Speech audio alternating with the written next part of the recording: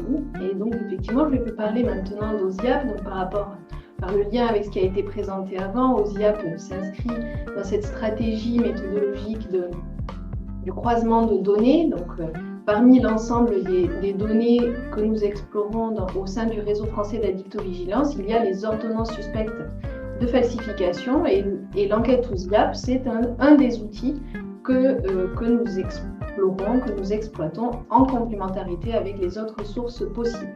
Donc sans faire planer le suspense, je commence tout de suite avec une première ordonnance qui est une vieille ordonnance qui date, vous le voyez, de 2015. Et alors si vous cherchez des critères de falsification, on ne voit pas forcément très bien ici parce que c'est une ordonnance qui a été beaucoup photocopiée, puis ensuite qui a été scannée par les pharmaciens qui nous les faisaient remonter, donc on ne voit pas bien. Mais au départ, c'était une ordonnance conforme, rédigée par un médecin et qui a été très largement photocopiée, diffusée dans toute la France et ça a été assez compliqué, assez long. Et en fait, le point de départ pour cette histoire, donc là, vous l'avez vu, c'est le médicament recherché, c'est le midriaticum, le DCI tropicamide, un médicament atropinique qui est utilisé à des fins ophtalmologiques pour cet effet midriatique, mais cet effet midriatique s'explique par les propriétés atropiniques du tropicamide. Et donc les effets atropiniques, c'est là pour un collier un effet local immédiat sur l'œil, mais il y a aussi un effet central lors de l'instillation. Donc ça c'est décrit lors de l'instillation de plusieurs gouttes qui peut se manifester, mais surtout dans le cadre d'une utilisation IV, puisque ça a été le cas, on l'a découvert au fur et à mesure de cette histoire.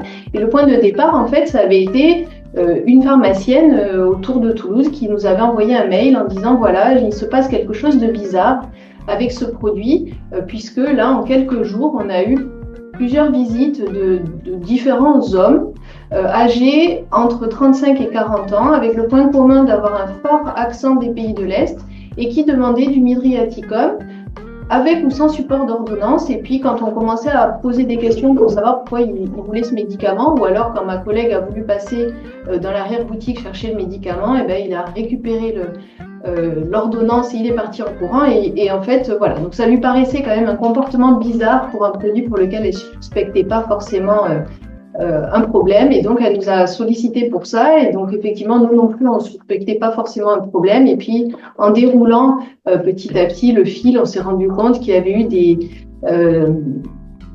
articles, c'était pas vraiment des articles de journaux, mais des petits encarts qui sortaient en Italie ou en Géorgie qui mentionnaient comme ça des trafics à destination des pays de l'Est dans le cadre d'un usage par voie IV de ces médicaments à effet atropinique. Et donc, la suite de l'histoire, ça a été que quelques années plus tard, et c'est toujours d'actualité aujourd'hui, le flacon de 10 millilitres n'est plus accessible en ville et on n'a plus accès qu'à des formes unidoses. Alors après cette introduction avec première ordonnance, l'enquête OSIAP, c'est une surveillance basée sur le suivi des ordonnances suspectes de falsification. C'est vraiment l'ordonnance, le point d'entrée dans cette enquête pharmaco-épidémiologique transversale nationale, qui est donc basée en premier lieu et sur la vigilance des pharmaciens d'officine qui sont extrêmement première ligne, bien sûr, pour ce suivi, qui nous font remonter énormément d'ordonnances. Et donc, je profite aujourd'hui d'avoir la parole pour les remercier. J'ai pas souvent l'occasion de le faire dans cette région, donc j'en profite. L'enquête est basée sur deux modalités de recueil, avec un recueil organisé deux mois par an et surtout un recueil au fil de l'eau. Donc je ne vais pas rentrer dans les détails techniques. Les données qu'on enregistre portent sur le demandeur, toujours dans le respect de l'anonymat. Ces données sur les demandeurs, elles sont assez limitées puisqu'on a le sexe et l'âge, et savoir s'il est connu ou pas à la pharmacie, et c'est tout. On a bien sûr des données sur les ordonnances. On a plusieurs typologies d'ordonnances. Ça peut être des ordonnances volées, des ordonnances qui sont initialement conformes, mais qui ensuite font l'objet de photocopies ou qui sont scannés, modifiés sur ordinateur, réimprimés ou alors complètement fabriqués sur ordinateur. Ça peut être des ordonnances qui sont modifiées à la main avec le rajout d'une ligne de médicaments ou la modification de la durée, par exemple. Et puis, il y a d'autres prescriptions qui ne rentrent pas complètement dans ces premières définitions, mais qui sont manifestement anormales et que l'on enregistre aussi. Et bien sûr, dans les derniers types, je ne sais pas pourquoi les locaux passent toutes seules, les derniers types de données enregistrées, on s'intéresse évidemment aux médicaments qui sont mentionnés sur ces ordonnances.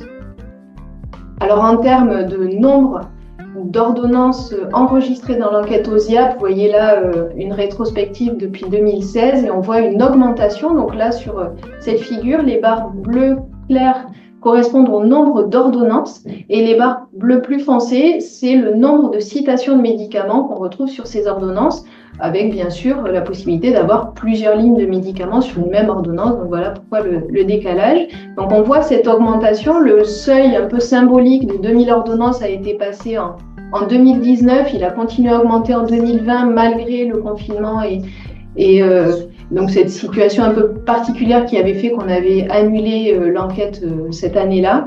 Et puis vous allez voir les données les plus récentes en 2023, on a encore plus d'ordonnances cette dernière année, avec plus de 3000 ordonnances et près de 7000 citations médicamenteuses associées.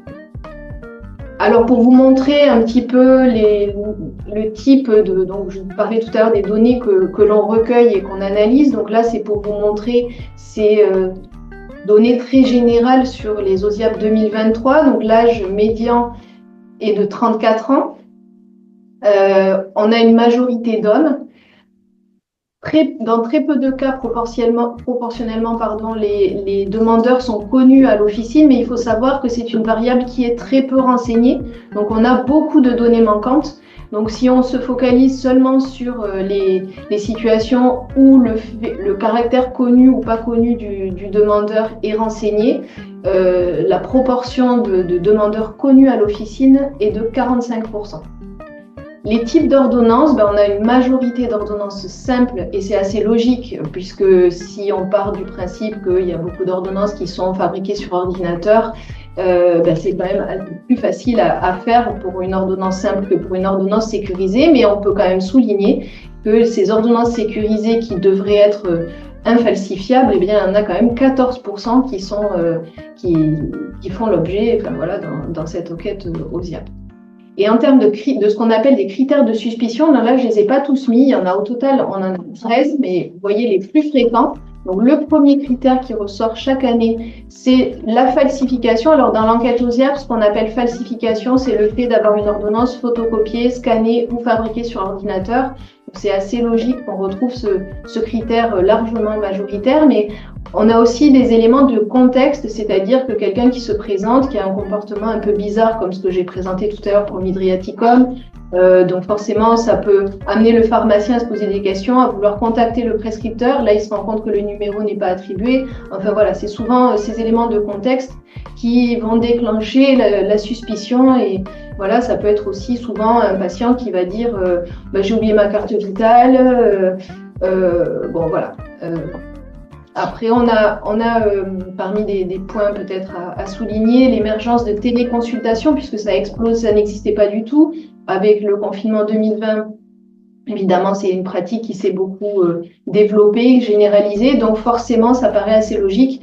On a maintenant des ordonnances suspectes de falsification qui sont issues de téléconsultation, et ça, c'est important de les surveiller. C'est difficile pour les pharmaciens, c'est facile pour les patients de récupérer des ordonnances issues de téléconsultation, puisqu'on les reçoit directement sur les applications, et c'est difficile pour les pharmaciens d'officine de les distinguer de l'ordonnance originale. Donc je pense que c'est important de rester bien attentif à cette problématique-là qui est plus tout à fait émergente, mais qui reste quand même assez récente et nouvelle. Alors là, ce que je viens de vous présenter, c'est un panorama un peu brut de ce qu'on peut avoir en termes de critères très généraux sur tous les différents éléments faisant l'objet d'ordonnances suspectes. Mais il y a quelques années, on avait voulu regarder quels pouvaient être les profils associés spécifiquement à certains types de médicaments. Donc, c'est ce qu'on a fait. Donc, ça s'appelle classification hiérarchique ascendante. Donc, on a comme ça ce qu'on appelle une arborescence, un dendrogramme. Et on a fait ça sur une période de 12 ans en distinguant 3 sous-périodes. Donc, vous pouvez le voir, 2001-2004, 2005-2008 et 2009-2012.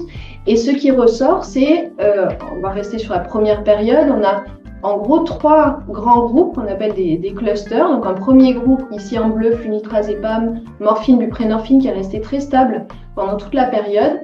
Et je parlerai même des données plus récentes. Ensuite, un deuxième groupe, ici représenté en rouge, avec des benzodiazépines, mais aussi ici la codéine en association au paracétamol. Et puis un dernier groupe en orangé avec du lorazépam, l'azopiclone, le dextropropoxyphène. On parle d'une période ancienne, il y avait du dextropropoxyphène, et puis le paracétamol. Et en fait, on voit d'une période à l'autre qu'il y a des évolutions. La stabilité que j'évoquais sur le groupe en bleu, des changements, par exemple la zopiclone qui a rejoint la partie rouge là, avec le zolpidem, ça paraît assez logique. Et puis à l'inverse, ici, non, c'est plus. Voilà. Donc là, ici, pardon, ça reste stable. Il y a encore d'autres changements qui se sont produits sur la période 2009-2012, mais qui restent à la marge. Et c'est intéressant quand on regarde sur la période un petit peu plus récente, donc aujourd'hui ça fait un peu ancien, mais bon, ça reste quand même très intéressant. Donc on retrouve ici un premier cluster buprenorphine, morphine et clonazépam. Le flunitrazépam a bougé, mais il faut savoir que dans cette période, il y a le flunitrazépam qui avait été arrêté. Enfin voilà, donc forcément ça change les profils, ça change la donne en termes de visibilité et de caractéristiques pour la recherche de médicaments, puisque il ne faut pas oublier qu'ici on n'est pas sur les réseaux sociaux, le dark web, etc.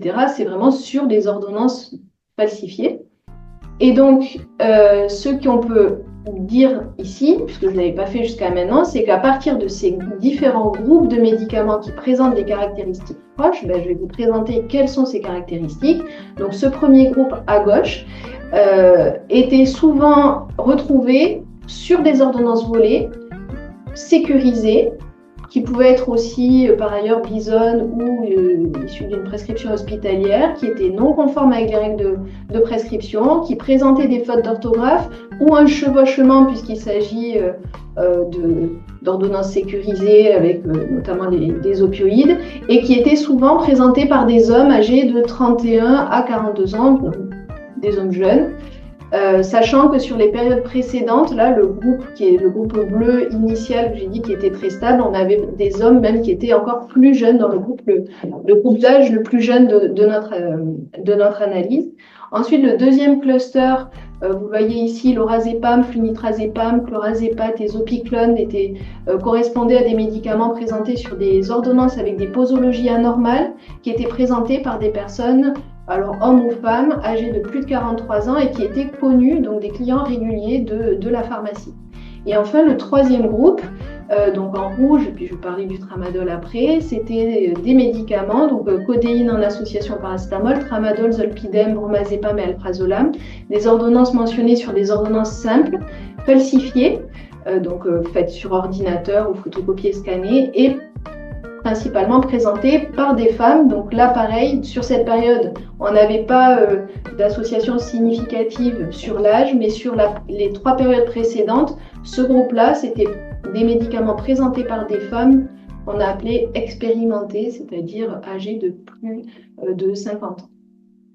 Et puis un dernier point sur le tramadol, avec l'apparition de ce tramadol sur cette dernière période, et ça c'est logique parce que avant, sur les périodes précédentes, il y avait le dextropropoxyphène qui a été retiré du marché, et donc on a vu une émergence du tramadol dans les médicaments les plus fréquemment mentionnés sur ces ordonnances. Donc là, vous voyez, ce travail-là, il permet d'illustrer un petit peu ce que l'on peut faire avec ces données issues des ordonnances suspectes de falsification, avec des analyses plus fines en termes de profil de patients pas de patients, justement, de demandeurs, donc des personnes qui vont recourir à la falsification d'ordonnances. On vient maintenant à un deuxième exemple d'ordonnance falsifiée. Donc vous voyez, là, c'est une ordonnance, on peut le souligner avec une en-tête d'un dentiste.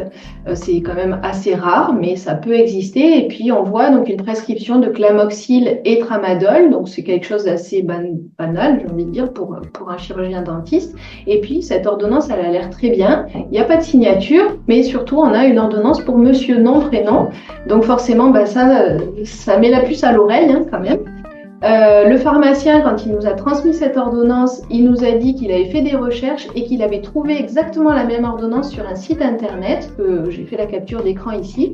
Il a fait tout le processus jusqu'à télécharger, mais il n'a pas pu la télécharger parce qu'à ce moment-là, il fallait payer. Mais c'est pour vous montrer que c'est facile à faire. Enfin, on imagine, enfin, c'est pas qu'on imagine, on le sait, il y a des ordonnances comme ça, des sortes de kits tout prêt à falsifier, il faut juste personnaliser et bon, malheureusement, ça n'a pas été fait. Donc, par contre, ce qui est inquiétant, c'est qu'on peut se dire que pour une ordonnance comme ça, où évidemment ça saute aux yeux, il y en a beaucoup peut-être qui ont pu passer pour des vraies ordonnances et qui ont pu être honorées. Donc là, on parle du tramadol et donc encore pour clore sur cette partie-là. Donc cette ordonnance-là nous avait été remontée en 2022, mais plus récemment, vous voyez, on a eu l'été dernier, exactement la même, hein, quand même en tête. La date, là, on voit que c'est un faux grossier, donc ça a été fait sur l'ordinateur. C'est pas la même police, c'est un peu bizarre. Cette fois-ci, le nom a bien été personnalisé, mais on retrouve toujours Clamoxyl et Tramadol. Donc voilà, donc ça c'est encore un deuxième exemple un peu différent du premier avec le Midriaticum, où c'est pas une photocopie d'ordonnance, mais il y a comme ça un support qui existe et qui peut circuler pendant des années. Donc on peut aussi comprendre le problème que ça peut occasionner pour le prescripteur supposé, parce que c'est pas forcément une prescription qui émane de lui. Alors j'en viens maintenant au top 15 des médicaments les plus fréquemment cités pendant la dernière enquête disponible. Donc, c'est des résultats vraiment tout récents qui datent de 2023 avec la rétrospective depuis 2019. Comme ça, vous pouvez voir l'évolution pour chacun de ces médicaments. Donc, je ne vais pas bien sûr tous les lire les uns après les autres. On voit, alors en premier, le paracétamol, on pourra peut-être en parler après. Je ne vais pas m'appesantir sur le paracétamol. En fait, si on a une ordonnance qui mentionne, par exemple, que du tramadol, peut-être ou que de la prégabaline, on va se dire, bon, peut-être c'est un peu bizarre, mais s'il y a prégabaline et paracétamol ou un sirop antitussif à base de codéine avec du paracétamol, ça fait un peu plus prescription conforme. Donc ça va être, voilà, en fait c'est pour souligner le rôle, on l'interprète comme un cheval de Troie. Voilà, donc le paracétamol est très très souvent mentionné sur ces ordonnances suspectes, mais il n'y a pas d'abus spécialement de paracétamol. Donc en deuxième position, vous voyez ici le tramadol. Donc ça regroupe les spécialités de tramadol seul et en association au paracétamol. Ensuite, les spécialités antitussives contenant de la codéine. Et puis on voit ici, phénomène nouveau, le sémaglutide. La codéine en association paracétamol en cinquième position, puis des benzodiazépines, etc. Donc j'ai fait une petite animation. On retrouve ici, souligné en bleu, des médicaments opioïdes.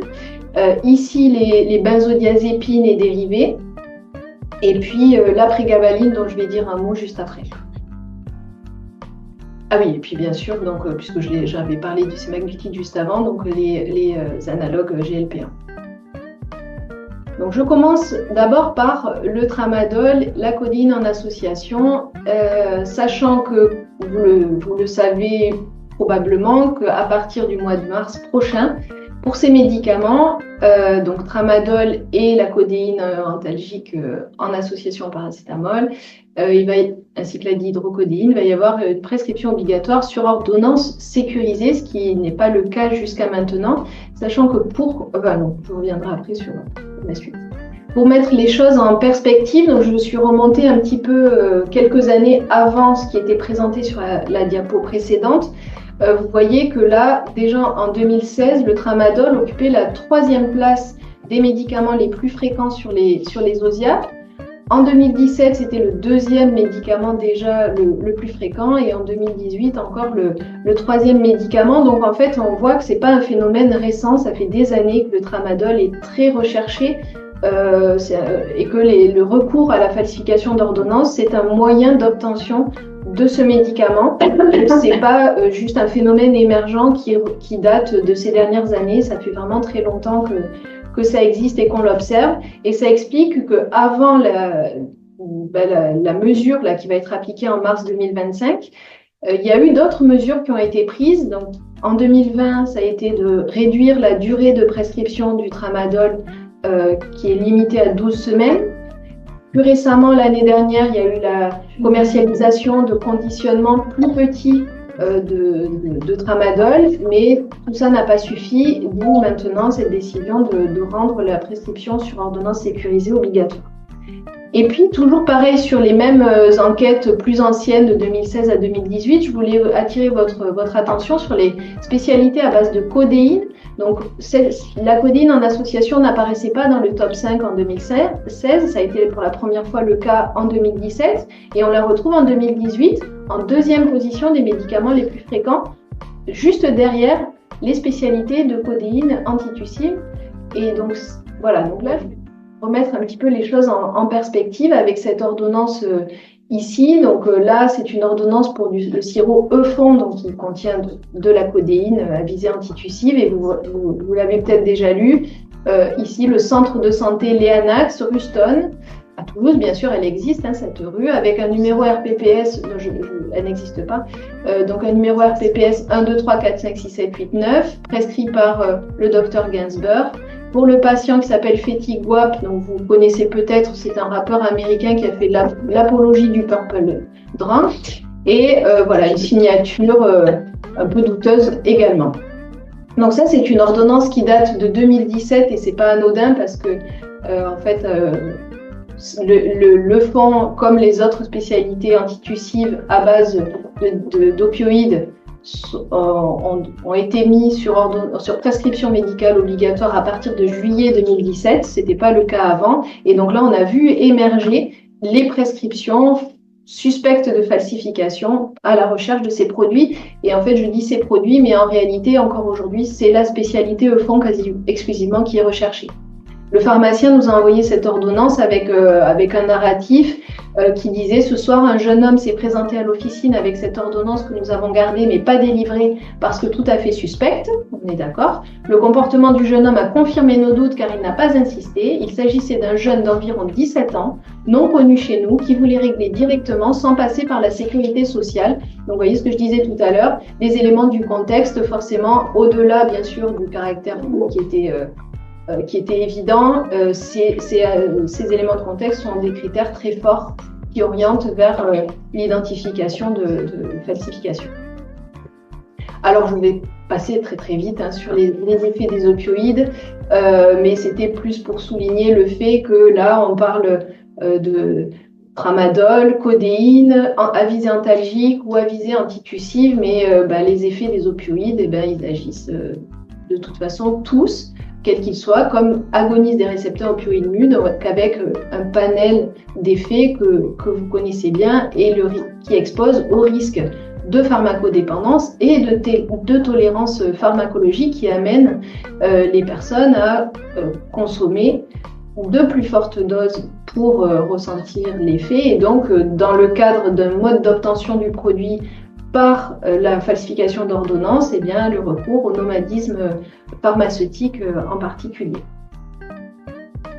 Un mot sur la pharmacocinétique. Là, les deux médicaments dont je parle, codéine et tramadol, présentent d'autres points communs, mais en tout cas, au côté pharmacocinétique, le point commun, c'est d'être métabolisés en métabolites actifs tous les deux et métabolisés par le cytochrome 2D6 en partie, avec du coup l'existence de polymorphisme génétique.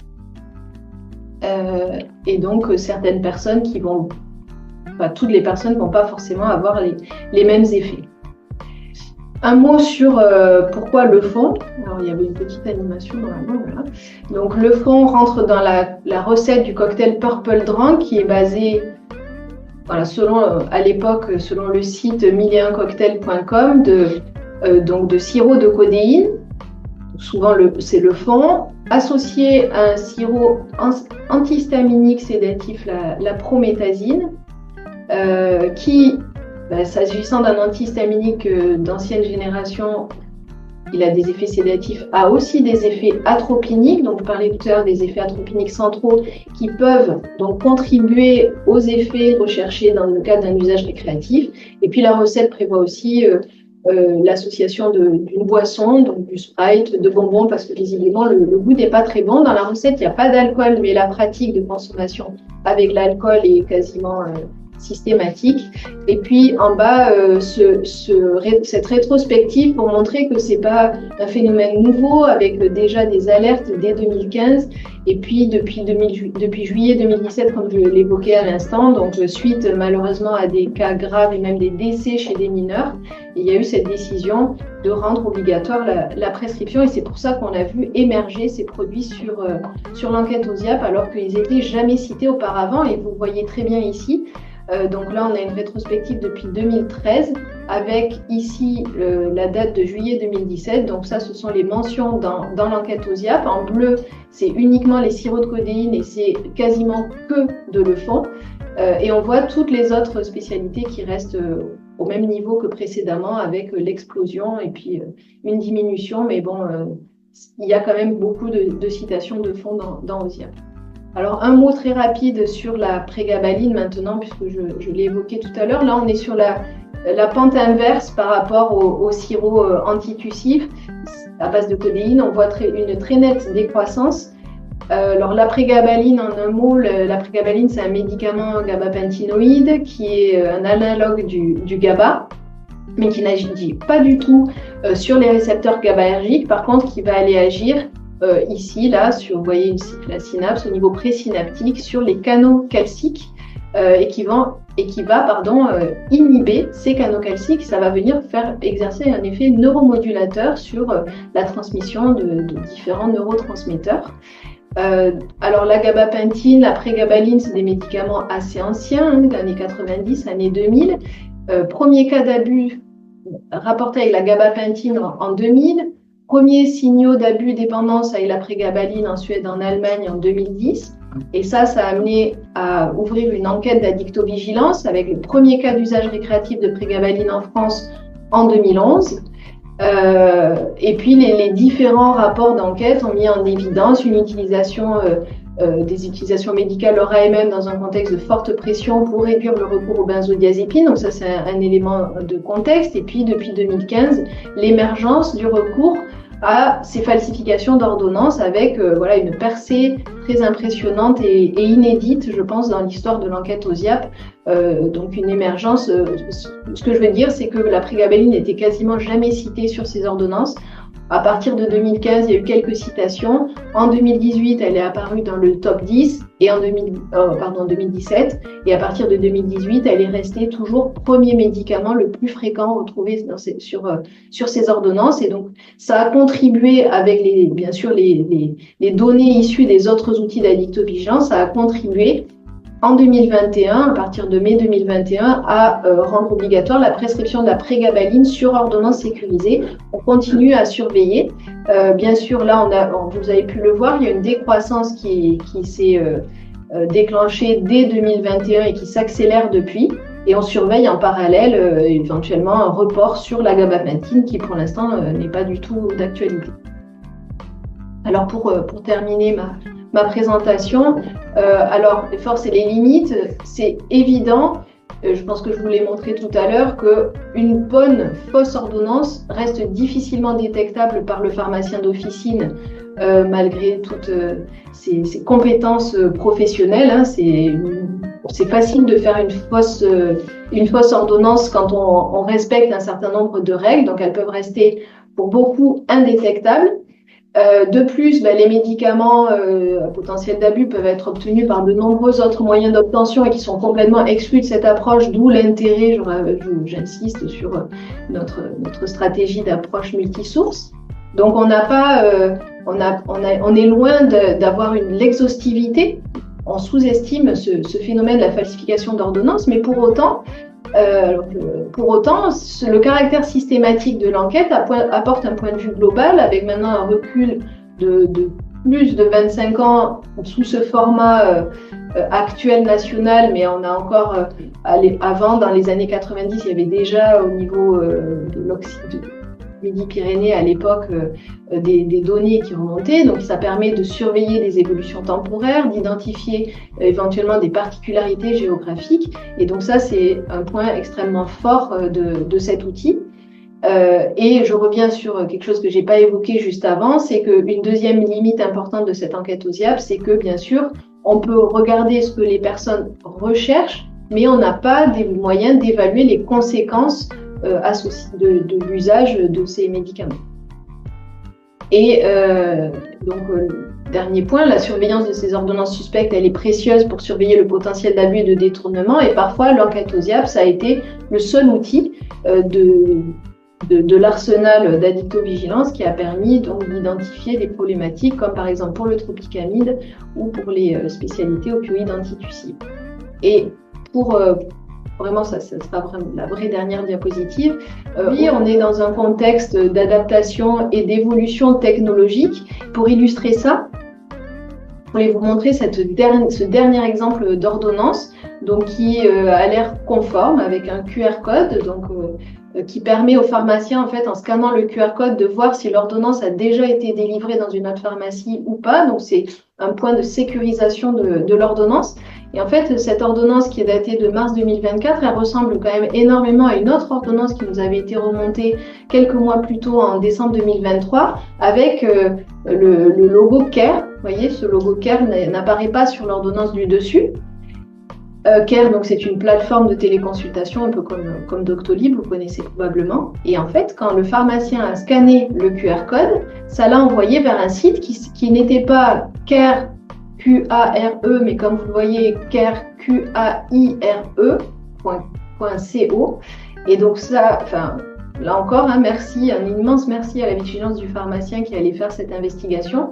Et en fait, quand on farfouille sur ce site, quand on pousse l'investigation, on tombait ce site care écrit comme ça .co, ce type de visuel, et quand on va sur Access Santé, parce que vous voyez ici le logo Access Santé, en fait c'est un site qui existe, et on a exactement la même chose. Donc là il y a une page web qui a été créée vraiment pour induire complètement le pharmacien vraiment lui faire croire que c'est une vraie ordonnance, alors que tout a été monté de toutes pièces. On a les mêmes, et ça a été bien fait, les mêmes polices, les mêmes tailles, les mêmes couleurs, les mêmes photos. La seule chose qui varie, c'est bien sûr l'adresse, mais aussi qu'on n'a pas le lien pour prendre le rendez-vous en ligne via Doctolib. Voilà, donc là, je pose la question, et c'est mon dernier mot. L'actualité aujourd'hui, dans quelques jours, ça va être la mise en œuvre des ordonnances dématérialisées. Donc ça peut signer la fin de l'enquête OSIAP. Mais voilà, dans ce contexte d'évolution technologique, tout le monde s'adapte. Le hacking en 2024-2025, c'est pas du tout aussi, je pense, inaccessible que ça pouvait l'être il y a 20 ans. Donc, que va-t-il en être? Donc ça, c'est tout un débat.